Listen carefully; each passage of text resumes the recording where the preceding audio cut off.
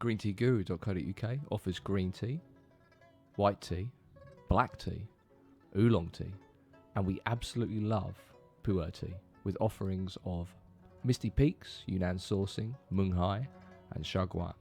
We regularly visit Hong Kong and Guangdong, sourcing out very interesting and special cakes for your tea table. Green Tea Guru, based in UK with worldwide delivery.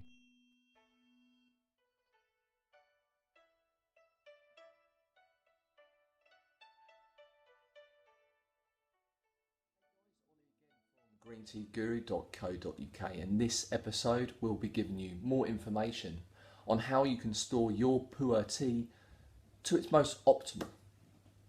So if you are looking to store your Pu Erh tea for, I guess, anything more than sort of 2 or 3 months, you really need to keep it in optimum conditions. And really, and mainly when we're talking about optimum conditions, we're talking about humidity. You see, I live in the UK. Here is pretty dry, to be honest. If I were to leave my tea cakes out in normal climate conditions where I am, it's going to dry out pretty quickly. And this is a bad thing. It's a bad thing for a few reasons. First off, if the tea cakes get too dry, then you are potentially damaging the fauna in the cakes, the bacteria, which is helping it stay alive, helping it grow and helping it evolve and change. If it gets too dry, you run the risk of potentially killing off this bacteria, and your cakes will kind of stop evolving.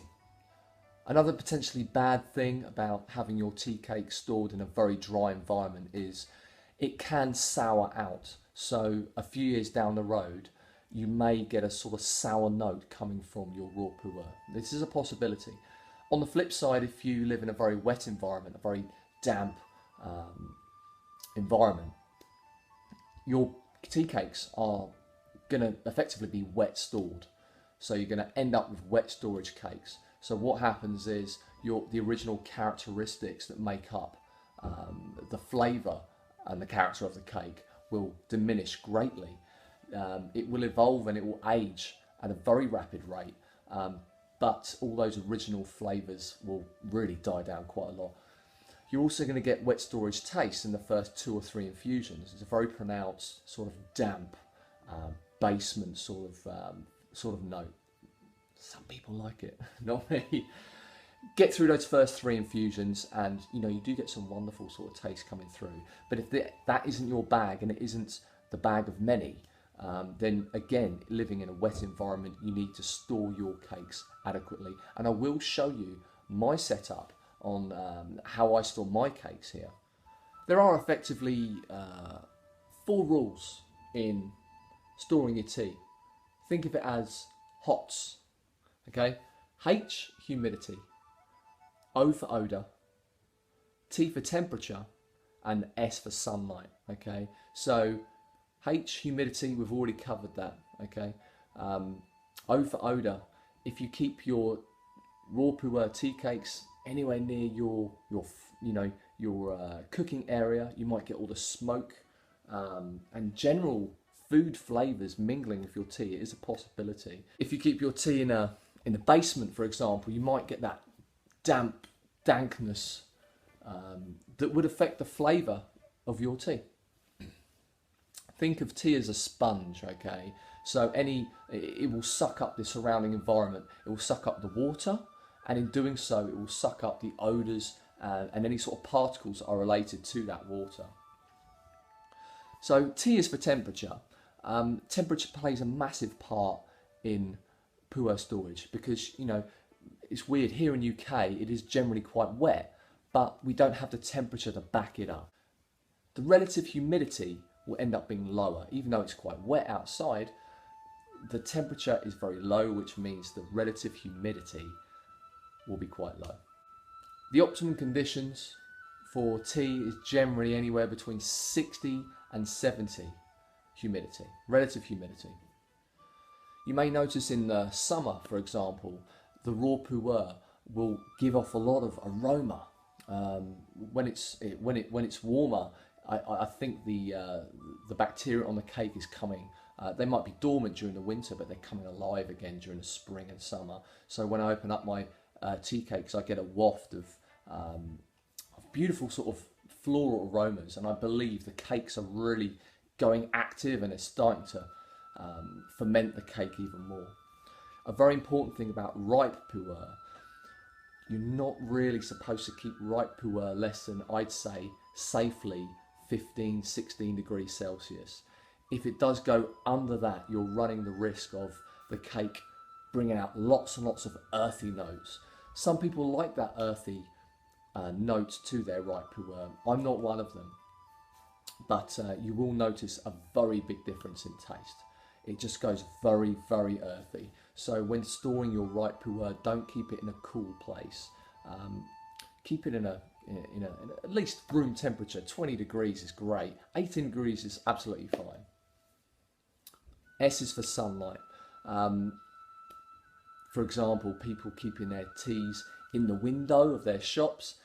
You don't want to drink it, okay? You really don't want to drink it. Sunlight will react with the tea. It will not taste very good. So, you don't need to go crazy, okay? You can keep it on show if you want in your room with a bit of sunlight coming, and just avoid direct sunlight.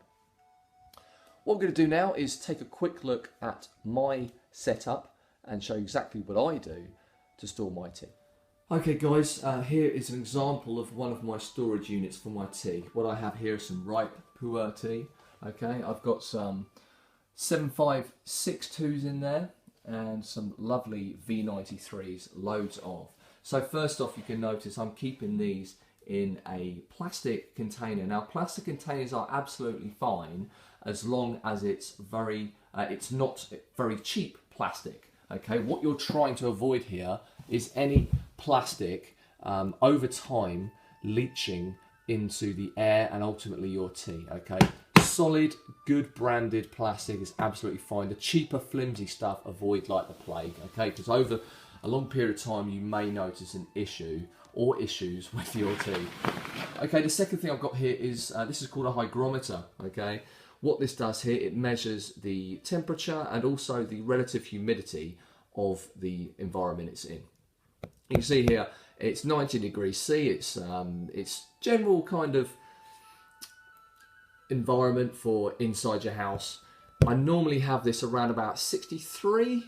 It's dropped a little bit because I have been tinkering around and doing some tea orders, so I've been taking out bits of tea and it's gone down slightly, but generally this would lie within 60 to 65 relative humidity.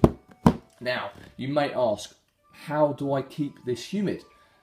So what we do here is we have humidity beads. Now let's open this up quickly. Here we go. Right. So humidity beads, very simply, you can find these in so many places. These are used for many things. You might see them being used for plants in vases, for example. They're tiny little beads, really, really small. You add water to them and they expand 100 times bigger. Okay, so all I've got here is a little sort of petri dish thing. Threw in some of these humidity beads, added water, and that's it. I just leave it here next to my tea. You're not really supposed to have it touching any tea. It's just really going to be giving off the water. And what you'll find over time is your tea will actually end up sucking up all that water and it will get humid. So you have to keep on, I'd say, once every sort of 10 days, topping up until you get the right humidity you're after. You can see I've had it open about a minute now and it's already going down in humidity, of course. Now, there are some things you need to watch out with these. These are prone to mold, all right? So when you're adding your water, don't add in too much. Don't let it sit in water. You need to add just enough that it's fully expanded and then drain all the rest of the water out. If you were to leave this in a pool of water, it's just gonna get mold, okay? Now, if you do find mold on your humidity beads, it's not the end of the world, okay? Just dump these, dump the humidity beads, put in some new ones, and you're ready to go, okay? Okay guys, I hope I answered all your questions. If I haven't, please leave a message down below. I or someone else we'll answer them for you.